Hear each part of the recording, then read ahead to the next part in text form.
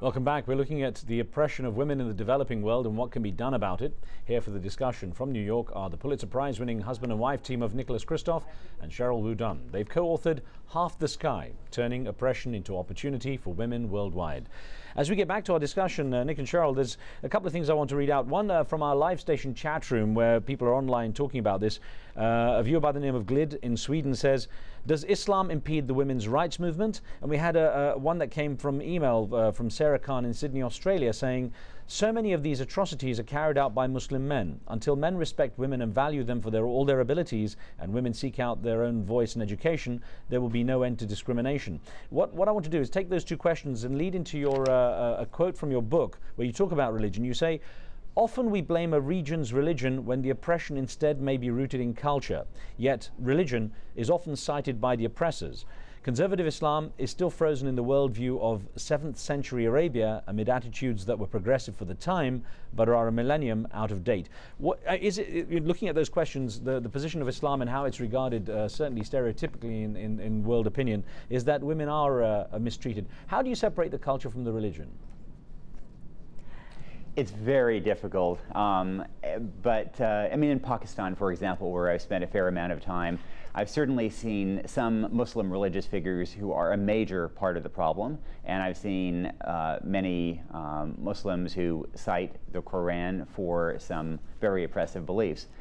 On the other hand, I've also seen religious figures who have been central to encouraging people to send their daughters to school, for example, or in the case of Mukhtar Mai, one of the people that we write about, who were hugely encouraging her to tell her that a rape victim is not at fault for having been raped. The fault lies in the rapist. So, you know, Islamic leaders in some places are part of the problem, in other places they're part of the solution, and also in Pakistan is, you know, indeed, it's striking that you have the Christian minority often treats its women also in, you know, deeply traditional ways that aren't hugely different from that of the majority Muslim population.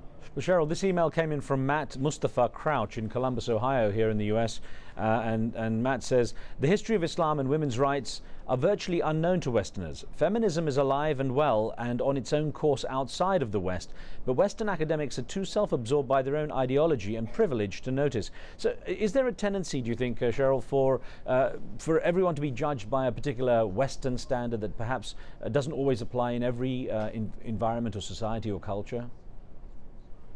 I do think that there is a risk of that, and so people have to be much more sensitive to the way different cultures operate. However, I do also think that with, you know, regard to the Islam countries, it's not so much the religion as it is the marginalization of women that would be more part of the culture. It's not as though something jumps out from the Quran. It's really that the women are not in the mainstream of society, and when that happens, what's left when the women are marginalized is that in the mainstream what's left is men, and as Nick mentioned earlier about the youth bulge, that creates an environment that is really very highly correlated with societies that have high levels of violence or in conflict. So the source really is the marginalization of the women. All right. We have a caller on the line. To the possible instability. I'm sorry. Yeah, we'll say we have a caller on the line from Washington, D.C. David, thanks for being with us. What would you like to ask? Thank you. Yes, U.S. social conservatives, especially Christian conservatives, seem very concerned about abortion as an issue in poorer countries, but they don't seem to focus much on women who die in labor. And I wonder if you could speak to that as a major issue to be concerned about. I'll leave it up to either of you. It is a very big issue, maternal mortality. Every single minute a woman dies somewhere around the world from, you know, in childbirth or in pregnancy. That's the equivalent to about 5 jumbo jets of women filled with women dying in labor every day. So it is a huge problem. So I'm very glad that you raised it. And a lot of it is just that, you know, we need to pay more attention to it, and actually we have the resources, we actually have the technology to solve that problem, but we need the political will. All right, Reginald's on the line from Fiji. Reginald, good to have you back with us. What was your question, please, sir? Yes, thank you. Yesterday I spoke about civilization. Asia was civilized first, then Europe. We can't really call America a civilization because they have borrowed ideas. Americans have to ask themselves, why are there so many broken homes, so many single mothers? Isn't it greatly spawned by the so-called women's rights. If we look at the cowboy movie, we will see that the wife is somewhat subservient to her husband and the heart of the home. Women are wearing men's clothes now. Can men wear women's clothes? Okay. Thank you. Let me put it to Nick. Has the movement to help women elevate in society in the West perhaps gone off track in a certain way, as Reginald is saying, that roles have been maybe blurred, and that doesn't help the situation between men and women?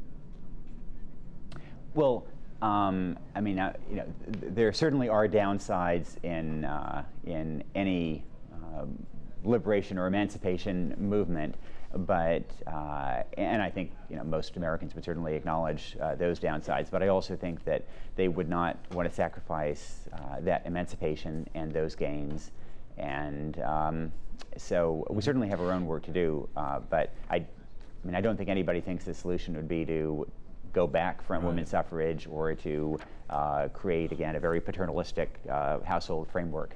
Let me ask you, Nick, to answer a question from our live station chat room where George is from the US is asking, generally speaking, do women in the Middle East have more or less rights compared to Southern Africa? Fairly general question, but I wonder if you can take a shot at that. Middle East compared with Southern Africa.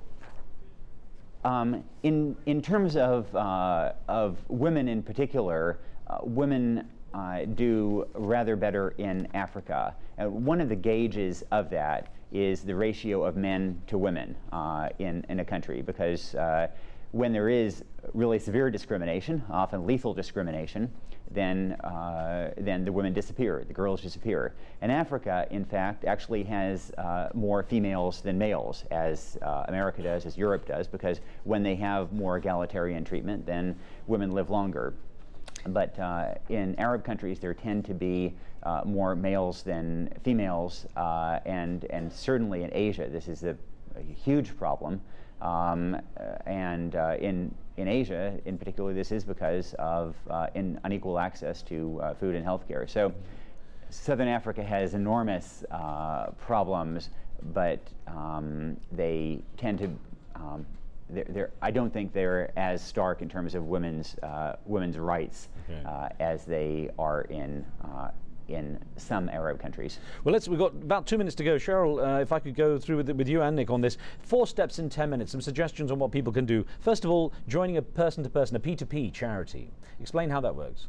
Oh, absolutely. So, for instance, we talk about in Half the Sky, kiva.org, or globalgiving.org, or giveology.org. And the reason is that we think that when ordinary Americans can develop a connection with a business woman or a man, a social entrepreneur who is trying to start a business and needs a microloan or needs a tiny donation, that's where Americans really can start to learn about what is needed in those worlds and what the people are like there. Okay. So that's one of the steps that we really care about. So Cheryl? And the other is to really, yes. Oh, sorry, I was just going to say, to sponsor a girl or woman. That's another one you suggest.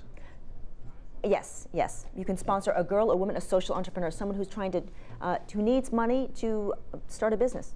Okay. So that's one of the steps. Nick, signing up for Women's News, how does that work? What would people get out of that would help?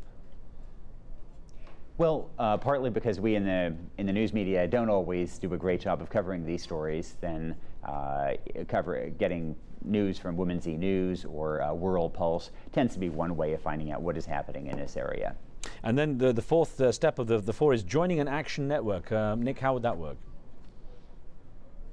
Well, actually, what we're trying to do a little bit with Half the Sky is we started a website, halftheskymovement.org, and we hope that will in part be a way of getting people engaged in these issues. But the CARE Action Network is one great example at care.org, that where people don't write checks, but they get engaged in pushing on behalf of some of these kinds of issues. Right.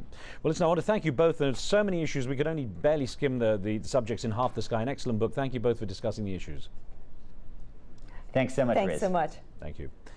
Thank you for being with us. On the next show, a look at Bosnia in decline. 14 years after a peace deal and $14 billion later, is it time for the international community to get out? Remember, you can follow me on Facebook and get updates on our show topics. Be sure to add your questions and comments. We try to include them in the program. You also find videos made exclusively for my Facebook page there. And tune in next week where we take the show to New York. We'll look at some of the most pressing political, military and humanitarian issues facing world leaders as they gather for the annual UN General Assembly meetings. Join us for that. That's it from me and the team. We'll see you next time.